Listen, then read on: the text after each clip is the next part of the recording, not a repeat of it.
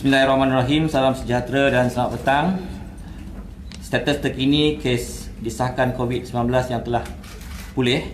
Kementerian Kesihatan Malaysia ingin maklumkan bahawa terdapat 7 kes pada hari ini yang telah pulih dan dibenarkan discharge daripada ward.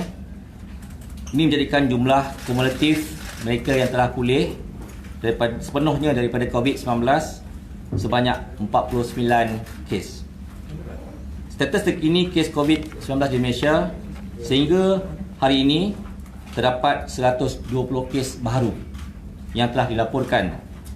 Dia menjadikan jumlah kes positif COVID-19 di Malaysia adalah sebanyak 673. Berdasarkan siasatan awal, daripada 120 kes baru yang dilaporkan hari ini, sebanyak 95 kes positif COVID-19 adalah berkaitan dengan kluster perhimpunan tabligh di Masjid Jami' Seri Petaling. Sehingga kini seramai 12 kes positif COVID-19 sedang dirawat di unit rawatan rapi dan memerlukan bantuan pernafasan. Duka cita dimaklumkan terdapat 2 kematian kerana COVID-19. Kes ke-178 dan kes ke-358 dilaporkan kepada Crisis Preparedness dan Response Center Kebangsaan KKM pada hari ini. Kes pertama iaitu 178 merupakan seorang warga negara Malaysia berumur 34 tahun yang pernah menghadiri perhimpunan tabligh di Masjid Jami' Seri Petaling tempoh hari. Beliau mula mengalami gejala demam mulai 5 Mac 2020. Beliau mendapat rawatan di Hospital Permai, Johor Bahru pada 12 Mac 2020 setelah dikesan positif COVID-19. Keadaan beliau merosot dan telah dimasukkan ke unit rawatan rapi. Beliau disahkan meninggal pada hari ini. Kes yang ke-358 merupakan seorang lelaki warga negara Malaysia berumur 60 tahun yang mempunyai sejarah penyakit kronik. Beliau mula mengalami gejala demam, batuk dan kesukaran bernafas pada 7 Mac 2020. Beliau mendapat rawatan di Hospital Umum Sarawak pada 14 Mac 2020 setelah dikesan positif COVID-19. Keadaan beliau merosot dan telah dimasukkan ke unit rawatan rapi dan beliau telah disahkan meninggal pada hari ini. Susulan itu memang sepatutnya lah dan bertepatanlah dengan tindakan yang amat berhormat Perdana Menteri kita mengumumkan mengenai pelaksanaan Perintah Kawalan Pergerakan mengikut peruntukan di bawah Akta Pencegahan dan Pengawalan Penyakit Berjangkit 1988, Akta 342 dan Akta Polis 1967, Akta 344. Kementerian ingin maklumkan bahawa Kerajaan Malaysia mengambil tindakan drastik ini untuk terus mengekang penularan wabak COVID-19 dengan cara menghadkan pergerakan orang ramai, iaitu Perintah Kawalan Pergerakan atau kita panggil Movement Control Order.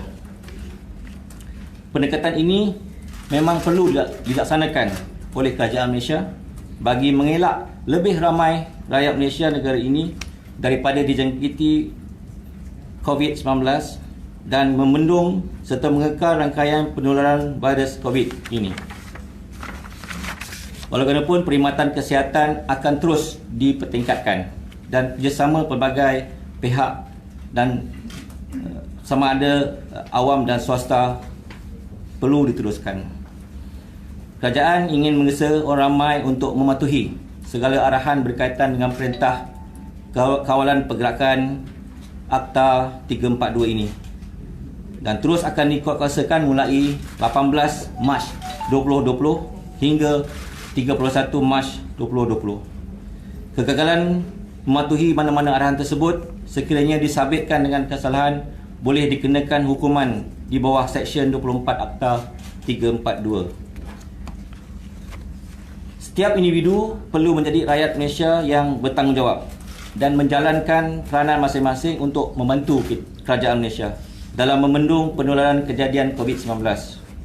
Antara tindakan yang harus diambil oleh setiap rakyat Malaysia bagi mencegah dan mengawal penjangkitan COVID adalah terus mengamalkan tahap kebersihan yang optimum pada setiap masa, seperti kerap mencuci tangan dengan menggunakan air dan sabun atau bahan pencuci tangan hand sanitizer. Silalah sentiasa mengamalkan etika batuk, iaitu cough attitude yang baik, iaitu menutup mulut dan hidung dengan tisu ataupun telapik apabila batuk atau maupun bersin. Seterusnya basuh tangan dengan serta-merta dan segera mendapatkan rawatan, ya. Segera dapatkan rawatan jika mengalami gejala jangkitan saluran pernafasan seperti batuk, sersema, sakit tekak dan demam. Dan untuk itu, Kementerian Kesihatan Malaysia akan terus bekerja memantau perkembangan kejadian jangkitan ini melalui segala maklumat yang diperolehi dan akan dimaklumkan kepada rakyat dari masa ke semasa. Sekian. Terima kasih. Soalan kita gila-gila ya. Soalan. Silakan. Soalan. Dr. Sri, the first patient who passed away today, the 34 years old in hospital coma, does he has any chronic disease before he get infected of COVID, such as heart disease or diabetes, etc.? Sakit ini dirawat di hospital rumah, tapi dia dimasukkan ke HSA, ya, Hospital Sultan Aminah, unit rawatan api, ya. Dia komorbid. Ya. No komorbid. No komorbid. Dia komorbid. Oh ya. No. Oh, no komorbid. No komorbid. Which one? Kes pertama Yeah, this is the first yang meninggal ni. Yeah, correct. Oh, dia tak ada komorbid. Dia memang pure kerana COVID-19. Sorry, I ingat. Komorbid ni maknanya ada penyakit lain, Maknanya dia ada silent komorbid, dia ada kejadian manis ke, ada ada diabetes ke, ada chronic illness ke, sorry. Dia betul-betul pure komorbid 19. So he has no record of all those Tidak ada. disease. Ya. Ya. Ha? Where? Hospital Sultan Aminah. ICU, unit rawatan api, kerana dia telah diberi rawatan menggunakan ventilator, sehingga tamat pernafasan. Mengenai hukuman di bawah itu perintah movement control order kan? Ya. Itu hukuman apa? Yang fine itu berapa? Okey. Compoundnya? Saya boleh beritahu, iaitu dengan akta ini yang memang kuasanya kuasanya di bawah akta 342, ya. Pertama, kesalahan pertama sekiranya dapat kita tangkap ataupun kita dakwa, boleh dipenjarakan, selama tempoh tidak melebihi 2 tahun, atau denda atau kedua-duanya sekali. Kedua, kesalahan kedua, sekali kedua dia bersalah, atau kesalahan berikutnya boleh dipenjarakan tidak lebih 5 tahun atau didenda atau kedua-duanya. Yang ketiga, kesalahan yang berterusan didenda selanjutnya tidak melebihi RM200 bagi tiap-tiap hari kesalahan itu berterusan. Tapi untuk kesalahan pertama dan kedua, denda itu berapa? Penjara. Denda. Ya. Itu budi bicara mahkamah.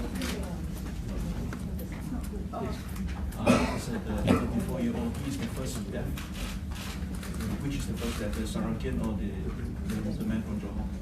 Oh, meninggal dunia. Siapa yang mula? Yang pertama. Yang pertama, siapa yang pertama? Oh, The first or second patient comes first. Yang Sarawak. Relia Sarawak. Sarawak.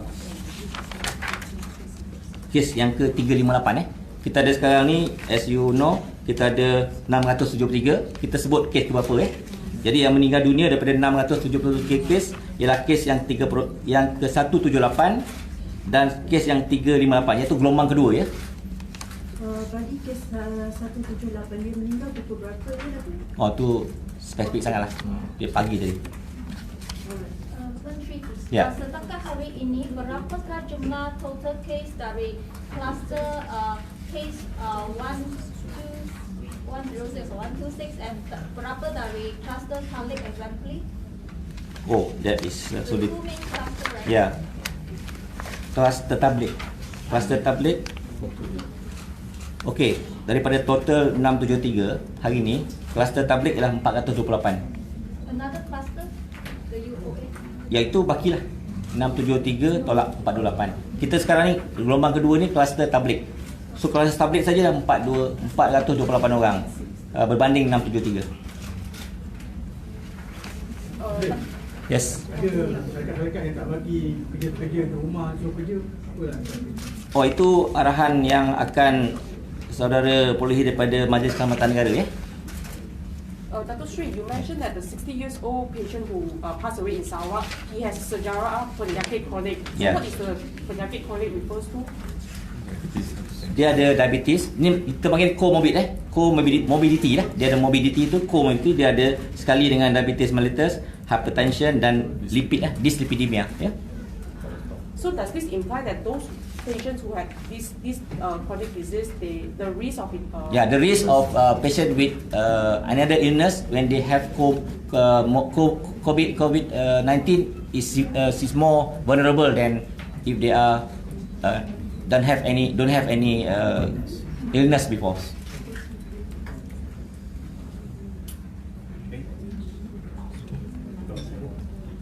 We are very sorry for the rakyat. Okay?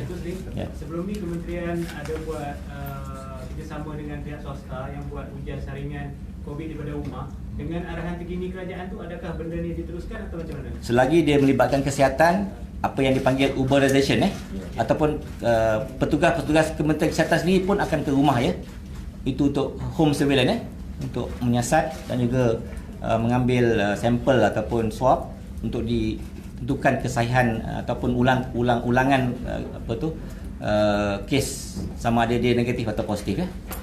Selagi dia pekerja Kementerian Kesihatan ataupun yang saya atau Kementerian Kesihatan telah beri tugas ataupun arahan kepada mereka. Okey. Yep. Last. Since the perintah will be enforced 12 p.m. midnight, so from tomorrow onwards, will the press conference be conducted through live only because we don't want mass gathering of people around like what we see here today. So will it be conducted through like FB live only or? Ya, Kementerian Kesihatan tetap melaporkan setiap hari tentang keadaan kedudukan kesihatan rakyat Tapi tentang akta tersebut kita ada majlis keselamatan. Like the press conference now, will it be conducted? Ya, we see. Kita ada dua cara. Satu, saya sebagai Menteri Kesihatan akan membuat press conference iaitu visual and image lah. Oleh kerana pun setiap hari mesti ada keluar press release daripada DG ataupun saya sekiranya tidak ada press macam ni lah, macam visual ya. Terima kasih ya. For 2 weeks. Ya.